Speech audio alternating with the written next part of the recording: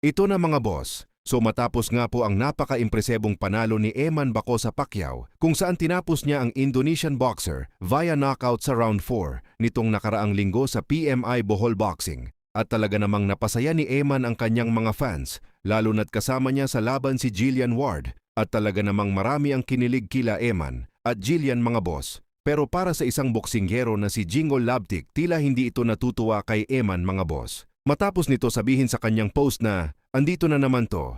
Tapos mag-back out na naman si Mama's Boy. So tinawag ni Labtik na Mama's Boy si Eman at bukod dyan tinawag niya itong nag-back out daw sa kanilang laban. So para po kasi sa mga hindi pa nakakaalam, mga bossing na nakatakdang magsalpukan sila Eman at Labtik noong June 8, 2024 sa Pasay City.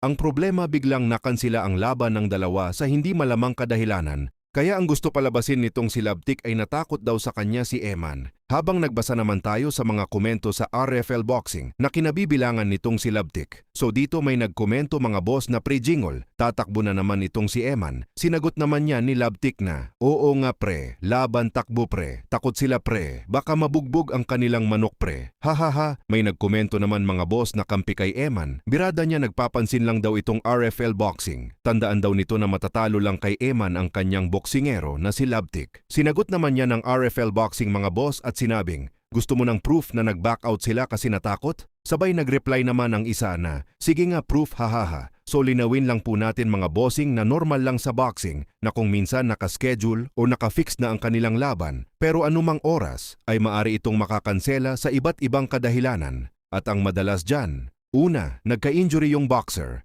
Pangalawa naman walang problema sa boxer pero biglang nagbago ang isip ng head coach, manager o ang promoter. Baka may iba silang pinaplano para sa kanilang boksingero.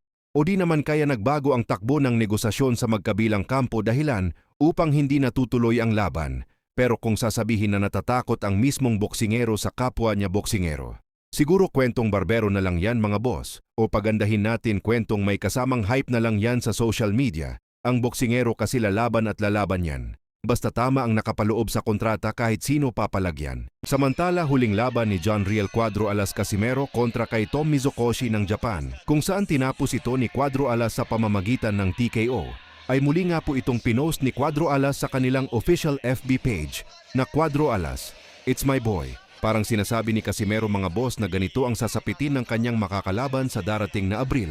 Knockout din ang mangyayari. Samantala, sinabi naman ng head coach ni Cuadro Alas na si Jason Casimero na ngayong March 10 daw ay malalaman na kung sino ang makakalaban ni Cuadro Alas. Kaya magandang balita po yan mga boss. At dyan na natin malalaman kung totoo bang si Luis Pantera Neri ang sinabi nilang makakalaban ni Casimero.